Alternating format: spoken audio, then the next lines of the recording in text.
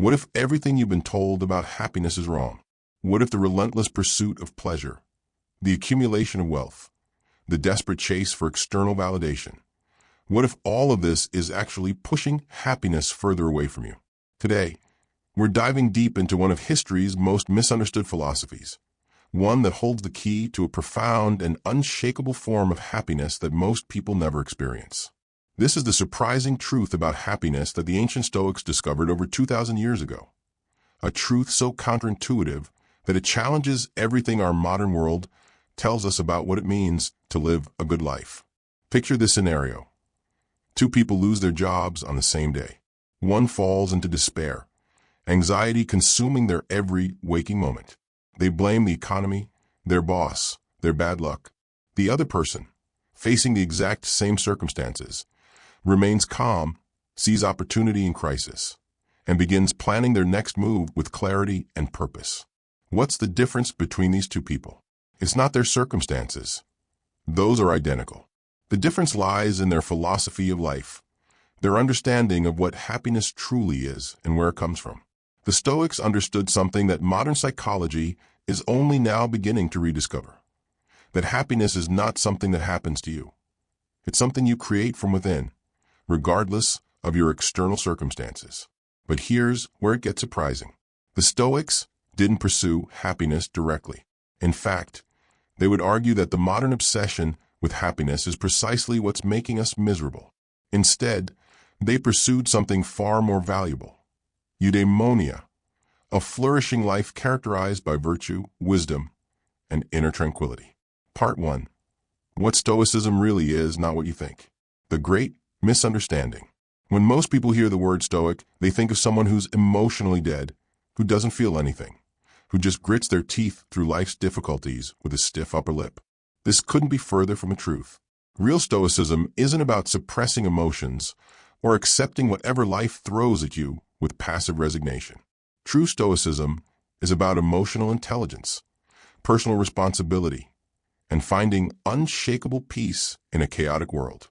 The Stoic philosophers, men like Marcus Aurelius, Epictetus, and Seneca, weren't emotionless robots. Marcus Aurelius was the most powerful man in the world, dealing with plagues, wars, and betrayals. Epictetus was born a slave who gained his freedom through the power of his mind. Seneca was a wealthy advisor to emperors who understood both prosperity and loss. These were real people facing real challenges, and they developed a practical philosophy for living that has stood the test of time precisely because it works in the real world. The four cardinal virtues. Stoicism is built on four fundamental virtues that form the foundation of the flourishing life. Wisdom, Sophia, the ability to see things as they really are, to distinguish between what's true and what's false, what's important and what's trivial. This isn't just academic knowledge, but practical wisdom about how to live. Justice, dikaiosine, acting with fairness, integrity, and kindness toward others. The Stoics understood that we're social beings, and our own flourishing is intimately connected to the well-being of our communities. Courage, Andrea, not just physical bravery, but the courage to do what's right even when it's difficult, to face challenges with grace, and to persist in the face of adversity. Temperance, Ophrosine, self-discipline, moderation, and the ability to control our desires and impulses. This is about being the master of yourself, rather than being enslaved by your appetites. Here's the surprising truth. When you focus on developing these virtues rather than chasing external pleasures, happiness becomes a natural byproduct. You don't pursue happiness directly. You pursue excellence of character, and happiness follows. Part 2. The dichotomy of control, the master key. The most important distinction you'll ever learn. If you learn nothing else from Stoicism, learn this. There are things within your control and things outside your control. Your happiness depends entirely on understanding this distinction and acting accordingly. Epictetus, the former slave who became one of history's greatest teachers, put it this way: some things are within our power, while others are not. This simple statement contains the secret to inner peace. What's within your control? Your thoughts and judgments, your actions and decisions, your responses to events, your values and principles, how you treat others. your effort and preparation. What's outside your control? Other people's actions and opinions, the past and the future, natural disasters and accidents, your reputation, the outcomes of your efforts, death and illness, the economy and politics. Here's where most people get it backwards. They spend 90% of their mental energy worrying about things outside their control, and only 10% focusing on what they can actually influence. The Stoics flip this ratio, and that's where their unshakable peace comes from. The serenity that comes from acceptance. This doesn't mean being passive or fatalistic. It means focusing your energy where it can actually make a difference. When you truly understand the dichotomy of control, something magical happens. You stop being a victim of circumstances and become the architect of your own inner state. Consider Marcus Aurelius, writing in his journal during a military campaign. You have power over your mind, not outside events. Realize this, and you'll find strength. He wasn't avoiding responsibility or giving up on his duties as emperor. He was recognizing that his peace of mind couldn't depend on winning every battle or solving every problem. His happiness had to come from within. Part 3. The surprising truth about negative emotions. Emotions aren't the enemy. Modern culture tells us that negative emotions are bad and should be avoided at all costs. We're told to think positive, to suppress difficult feelings, to distract ourselves when we feel sad, angry, or afraid. The Stoics had a radically different approach. They understood that emotions aren't inherently good or bad. They're information. The goal isn't to eliminate emotions, but to understand them and respond to them wisely. Here's the Stoic insight. Most of our emotional suffering doesn't come from events themselves, but from our judgments about those events. As Epictetus taught, it's not what happens to you, but how you react to it that matters. The discipline of desire. The Stoics practiced what they called the discipline of desire, the art of wanting what happens rather than demanding that what we want should happen. This sounds counterintuitive, but it's profoundly liberating. This doesn't mean being passive or having no preferences. It means holding your preferences lightly, being prepared for things not to go according to plan, and finding peace regardless of outcomes. Think about it this way. When you board an airplane, you prefer to arrive safely and on time. But you don't spend the flight in anxiety about turbulence or delays because you understand these things are largely outside your control. You can want a smooth flight while accepting that bumps might happen. The Stoics applied this same attitude to all of life. They had preferences and worked toward their goals, but they didn't attach their happiness to specific outcomes. Negative visualization, the counterintuitive path to gratitude. One of the most surprising Stoic practices is negative visualization, deliberately imagining loss, setbacks, or difficulties.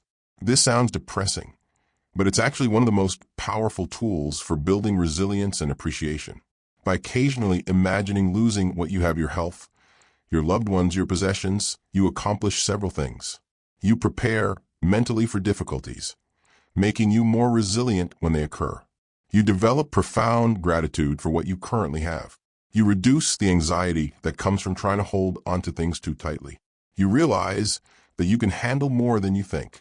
Seneca practiced this regularly, sometimes living as if you were poor for a few days, eating simple food and sleeping on the floor. Not because he wanted to be poor, but because he wanted to know he could handle poverty if it came. Part 4. The Stoic view of pleasure and pain. Why pleasure isn't happiness. Our culture is obsessed with maximizing pleasure and minimizing pain.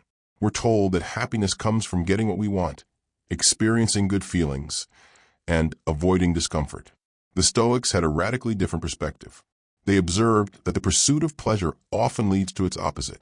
The more we chase pleasurable experiences, the more we need to maintain the same level of satisfaction.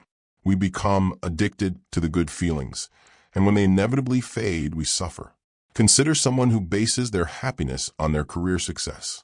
Each promotion brings temporary joy, but soon they need the next achievement to feel good again.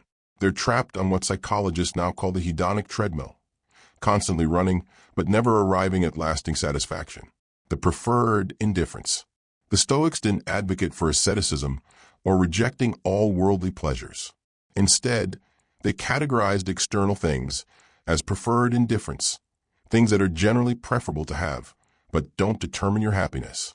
Health is preferable to illness, wealth to poverty, reputation to disgrace. But a wise person can be happy with or without these things. They're like the weather, pleasant when good, manageable when bad, but not the source of your inner climate. This perspective is incredibly liberating. You can enjoy good fortune without clinging to it, and endure difficulties without being crushed by them. Your happiness becomes stable because it doesn't depend on unstable externals. Pain is a teacher. The Stoics viewed difficulties not as punishments or random cruelties, but as opportunities for growth.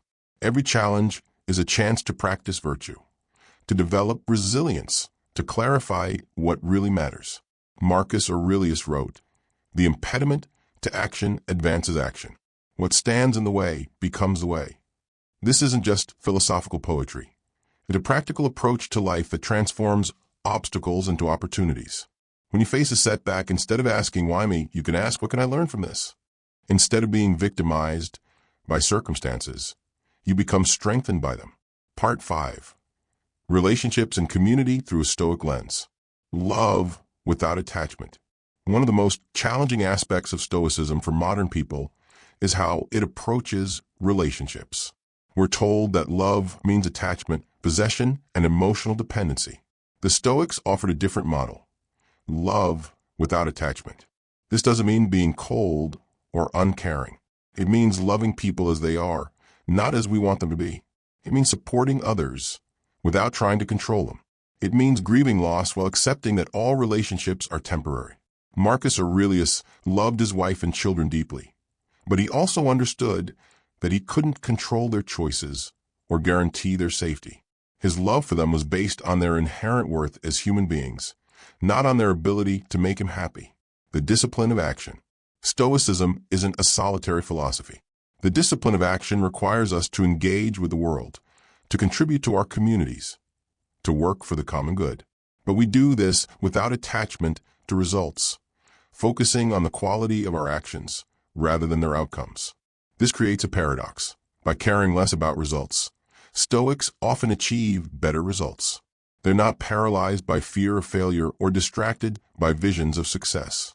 They can act with clarity and purpose because their self-worth doesn't depend on winning. Dealing with difficult people.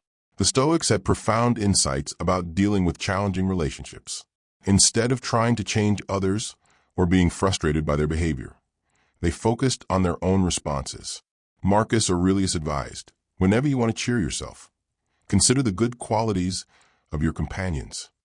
Even difficult people have something to teach us, even if it's just patience and understanding. When someone treats you poorly, the Stoic response isn't anger or retaliation, but curiosity. What might be driving their behavior? How can I respond in a way that's consistent with my values? What can I learn about myself from this interaction? Part 6. Death and Time. The Ultimate Teachers. Memento mori. Remember you will die. Perhaps no Stoic practice is more misunderstood than their frequent contemplation of death. This isn't morbid or depressing. It's the ultimate tool for clarifying priorities and appreciating life. When you truly accept that your time is limited, trivial concerns fall away. You stop sweating the small stuff because you realize how small most stuff really is. You become more present, more grateful, more focused on what genuinely matters.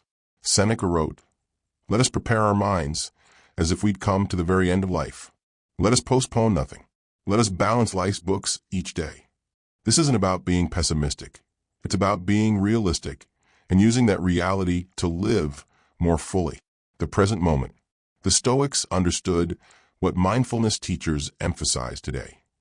The present moment is all we ever truly have. The past is gone and can't be changed. The future is uncertain and largely outside our control. Right now is where life happens. Marcus Aurelius reminded himself, confine yourself to the present. Not because the future doesn't matter, but because anxiety about tomorrow robs us of today's peace and effectiveness. This doesn't mean ignoring the future or failing to plan. It means doing your planning and preparation without anxiety, then returning your attention to the present moment where you can actually take action. Part 7. Practical Stoicism. Daily exercises for modern life. Morning reflection. Start each day by reminding yourself of what you can and cannot control. Set intentions based on your values rather than desired outcomes. Ask yourself, how can I practice virtue today? What challenges might I face? And how do I want to respond? This isn't about predicting the future or trying to control events. It's about preparing your mind to respond wisely to whatever happens. Evening review. End each day with honest self-reflection. Well, where did you fall short of your values? What can you learn from today's experiences? This isn't about self-criticism, but about continuous improvement. Seneca practiced this faithfully, writing, "When the light has been removed and my wife has fallen silent, I examine the whole day and go back over what I've done and said, hiding nothing from myself, passing nothing by." The view from above. When caught up in daily dramas and minor frustrations, practice the view from above. Imagine seeing your situation from a cosmic perspective. How will this matter in a year? In 10 years? In 100 years? This isn't about minimizing your experiences, but about maintaining perspective. Most of what we worry about is temporary and less significant than it seems in the moment. Voluntary discomfort. Occasionally practice voluntary discomfort. Take cold showers, skip meals, sleep on the floor, walk instead of driving. Not as punishment, but as training. You're building confidence that you can handle more than you think and reducing your dependence on constant comfort. Sympathia. The discipline of interconnection. The Stoics believed in sympathia, the idea that everything in the universe is interconnected. We're all part of a larger whole, and our well-being is connected to the well-being of others. This perspective naturally leads to compassion, service, and a sense of purpose larger than ourselves. It's another surprising source of happiness when you stop focusing solely on your own pleasure and start contributing to something bigger. You find a deeper satisfaction than any personal achievement can provide. Part 8. Modern applications and scientific validation. Stoicism and psychology. Modern psychology has validated many Stoic insights. Cognitive behavioral therapy, CBT, one of the most effective forms of psychotherapy, is based on the Stoic principle that our thoughts influence our emotions and behaviors. The field of positive psychology has discovered that happiness comes more from meaning, virtue, and relationships than from pleasure or material success. Exactly what the Stoics taught 2,000 years ago. Research on resilience shows that people who can find meaning in adversity, who focus on what they can control, and who maintain perspective during difficulties are happier and more successful in the long run. Stoicism in business and leadership. Many successful entrepreneurs and leaders practice Stoic principles, often without realizing it. The ability to remain calm under pressure, to learn from failure, to focus on effort rather than results, to treat others with respect regardless of their status. These are all Stoic virtues that lead to business success. But more importantly, they lead to a kind of success that doesn't corrupt the soul. You can achieve your goals while maintaining your integrity and inner peace. Stoicism and social justice. Contrary to popular belief, Stoicism doesn't lead to political quietism or social indifference. Marcus Aurelius was an active emperor working for justice.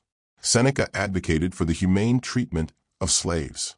The Stoic emphasis on universal human dignity and the common good has inspired social reformers throughout history. The difference is that Stoics work for change without being attached to specific outcomes. They do what's right because it's right, not because they can guarantee success. This actually makes them more effective because they're not paralyzed by the magnitude of problems or discouraged by setbacks. Part 9. Common objections and misunderstandings. Stoicism is emotionally repressive. This is perhaps the biggest misunderstanding. Stoics feel emotions fully. They just don't let emotions control their actions. They experience grief, joy, anger, and love. But they respond to these emotions wisely rather than being driven by them. The goal isn't emotional numbness, but emotional intelligence. A Stoic might feel angry at injustice, but channel that anger into constructive action rather than destructive rage. Stoicism leads to passivity. Critics argue that if you accept what you can't control, you'll become passive and stop trying to improve things. But the dichotomy of control actually leads to more effective action, not less. When you stop wasting energy on what you can't control, you have more energy to focus on what you can control. When you're not paralyzed by fear of failure, you can take bigger risks. When you're not distracted by ego, you can see situations more clearly. Stoicism is selfish. Some people think Stoicism is about withdrawing from the world and focusing only on your own inner state. But virtue ethics necessarily involves relationships and community. You can't be truly virtuous in isolation. The Stoic sages were deeply engaged with their communities. They served in government, wrote letters of advice, taught students, and worked for the common good. Their inner peace enabled greater service, not less. Stoicism ignores systemic problems. Modern critics sometimes argue that Stoicism's focus on personal responsibility ignores structural inequalities and systemic injustices. But this misunderstands both the philosophy and its historical context. Stoics throughout history have worked for justice and reform. They understood that while you can't control systems directly, you can control your participation in them.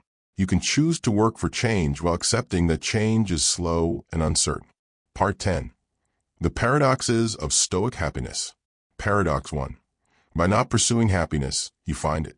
The more directly you chase happiness, the more elusive it becomes. This is what psychologists call the hedonic treadmill. You need increasingly intense pleasures to maintain the same level of satisfaction, and each peak is followed by a valley. Stoics discovered that happiness is a byproduct of virtue, not a goal in itself. When you focus on being a good person, making wise choices, and responding to life with grace, happiness naturally follows. Paradox 2. By accepting loss, you appreciate what you have. The practice of negative visualization, imagining losing what you value, actually increases your appreciation for current blessings. By mentally preparing for loss, you stop taking good things for granted. This isn't pessimism, but realism. Everything in life is temporary. When you accept this truth, you can enjoy good times more fully because you're not constantly worried about losing them. Paradox 3. By caring less about outcomes, you achieve better results. When your self-worth doesn't depend on winning, you can take bigger risks, learn from failures, and persist through setbacks. You're more creative because you're not afraid of being wrong. You're more persuasive because you're not desperate to convince others. Athletes often perform better when they focus on the process rather than the scoreboard. Business leaders make better decisions when they're not paralyzed by fear of failure. Artists create better work when they're not obsessed with critics' reactions. Paradox 4. By accepting what you can't control, you gain more control. The dichotomy of control doesn't limit your power. It clarifies where your power actually lies. Instead of diffusing your energy across 1,000 worries, you can concentrate it on the few things you can actually influence. This leads to what psychologists call an internal locus of control, the belief that your actions matter and that you can influence your circumstances. People with an internal locus of control are happier, more successful, and more resilient. Part 11. Living the Stoic life in the modern world. Technology and distraction. The ancient Stoics didn't have to deal with smartphones, social media, and constant connectivity, but their principles are more relevant than ever in our age of distraction. The discipline of attention, choosing where to focus your mental energy, is crucial for modern happiness. Every notification, every scroll through social media, every news alert is competing for your attention. The Stoics would ask, is this serving your highest values? Is this helping you become the person you want to be? Consumer culture. We live in a culture that promises happiness through consumption. Buy this product, achieve this status, acquire this experience, and you'll be happy. The Stoics understood that this path leads to endless dissatisfaction. This doesn't mean living in poverty or rejecting all material goods. It means understanding that your happiness doesn't depend on what you own. You can appreciate nice things without being enslaved by the need for them. Career and ambition. Stoicism doesn't discourage ambition or professional success. It encourages you to pursue goals for the right reasons, because they align with your values and allow you to contribute something meaningful, not because you need external validation or status. Work becomes a practice ground for virtue. How do you handle setbacks? Do you treat colleagues with respect regardless of their rank? Can you do excellent work without being attached to recognition? Relationships and family. Modern relationships often suffer from unrealistic expectations. We expect our partners, friends, and family members to make us happy, to meet all our needs, to never disappoint us. The Stoic approach is different. Love others for who they are, not for who you want them to be. Support them without trying to control them. Find your happiness within yourself so that you can give freely rather than always needing to receive. Part 12. Advanced Stoic Practices. The discipline of perception. Learning to see things as they really are, without the distortion of emotion, prejudice, or wishful thinking. This means questioning your initial reactions, looking for evidence that contradicts your assumptions, and staying curious rather than judgmental. When something bad happens, ask yourself, is this really bad, or is it just different from what I expected? What opportunities might this create? How might this serve my growth? The art of letting go, not just accepting what you can't control, but actively releasing your grip on outcomes. This is like unclenching a fist. You still have the capacity to grasp when appropriate, but you're not holding on out of fear or desperation. Practice with small things first. When you're stuck in traffic, instead of fuming about the delay, see it as an opportunity to practice patience. When someone cancels plans, instead of taking it personally, appreciate the unexpected free time. Philosophical journaling. Following the example of Marcus Aurelius, use writing as a tool for self-examination and philosophical practice. Don't just record events. Analyze your thoughts, question your assumptions, and remind yourself of Stoic principles. Ask yourself, where did I act according to my values today? Where did I fall short? What triggered my negative emotions? And how could I respond better next time? What am I grateful for? The inner citadel. The concept of the inner citadel. A place within yourself that remains untouchable by external circumstances. This is your core identity, your values, your capacity for virtue. It can't be taken away by others or destroyed by events. Building this inner citadel requires daily practice, constant vigilance, and unwavering commitment to your principles. But once established, it provides unshakable peace and confidence. Part 13. The social dimension of Stoicism. Marcus Aurelius and public service. Marcus Aurelius wasn't a hermit or monk. He was the most powerful man in the world, dealing with plagues, wars, and political crises. His stoicism didn't remove him from the world, but enabled him to serve it more effectively. He wrote, "What brings no benefit to the hive can bring none to the bee." Individual flourishing and community well-being are interconnected. You can't be truly happy while ignoring the suffering of others. Seneca and wealth. Seneca was one of the wealthiest men in Rome, yet he practiced and taught Stoic philosophy. This proves that Stoicism isn't about poverty or asceticism. It's about the right relationship with material things. Seneca uses wealth to help others, to support learning, and to fund worthy causes.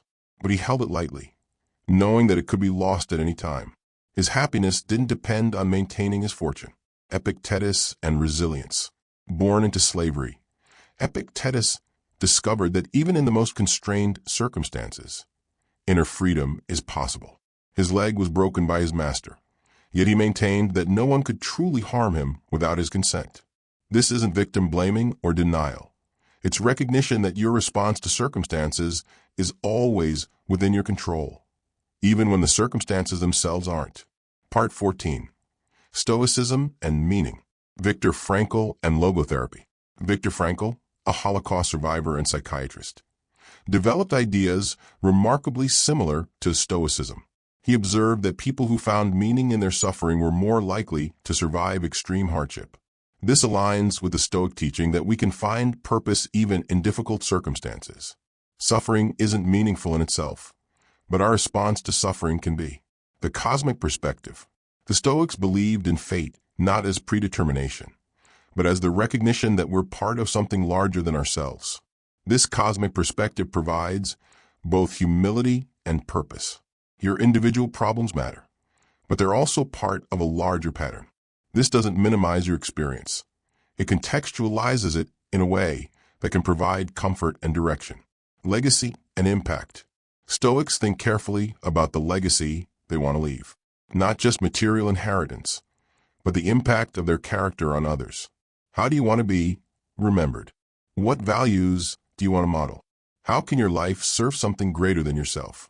This forward-thinking approach naturally leads to better daily choices. When you consider the long-term impact of your actions, you're more likely to choose virtue over convenience. Part 15. The transformation promise of Stoicism. From reactive to responsive. Most people live reactively. External events trigger automatic emotional responses, which drive impulsive actions. Stoicism teaches you to create space between stimulus and response, to choose your reactions based on reason and values rather than impulse. This transformation doesn't happen overnight, but with practice, you develop what psychologists call emotional regulation, the ability to feel your emotions without being controlled by them. From victim to agent. When you truly understand what you can and cannot control, you stop being a victim of circumstances and become an agent of your own life. You might not be able to control what happens to you, but you can always control how you respond. This shift in perspective is profoundly empowering. Instead of asking, "Why is this happening to me?" you ask, "How can I handle this well?" Instead of feeling helpless, you focus on your response options. From dependent to self-sufficient. Stoic happiness doesn't depend on other people's approval, favorable circumstances, or external achievements. This doesn't mean becoming antisocial or unambitious. It means finding your center within yourself. When you're not dependent on externals for your peace of mind, you can engage with the world more freely. You can take risks because failure won't destroy you. You can love others without trying to control them. You can work toward goals without being attached to specific outcomes. Conclusion. The surprising truth revealed. So what is the surprising truth about happiness that Stoicism reveals? It's this. Happiness is not something that happens to you. It's something you create through the quality of your character and the wisdom of your responses to life's challenges. The modern world tells us that happiness comes from getting what we want. Stoicism teaches that happiness comes from wanting what we get, not in a passive, resigned way, but through the active practice of virtue, wisdom, and acceptance. The modern world tells us to avoid pain and maximize pleasure. Stoicism teaches that meaning matters more than comfort, and that we can find profound satisfaction even in difficult circumstances. The modern world tells us that we are victims of our circumstances, our emotions, our past. Stoicism teaches that we are the authors of our own experience, capable of choosing our responses regardless of what life throws at us. The modern world tells us that happiness is fragile, dependent on favorable circumstances, and ultimately beyond our control. Stoicism teaches that true happiness, eudaimonia, the flourishing life, is robust, self-generated, and always available to those who understand where to look for it. This is not easy. It requires daily practice, constant vigilance, and the courage to live according to principles rather than impulses. But it works, not just as an ancient philosophy, but as a practical approach to modern life. The Stoics understood that life is not about what happens to you. It's about who you become in response to what happens to you.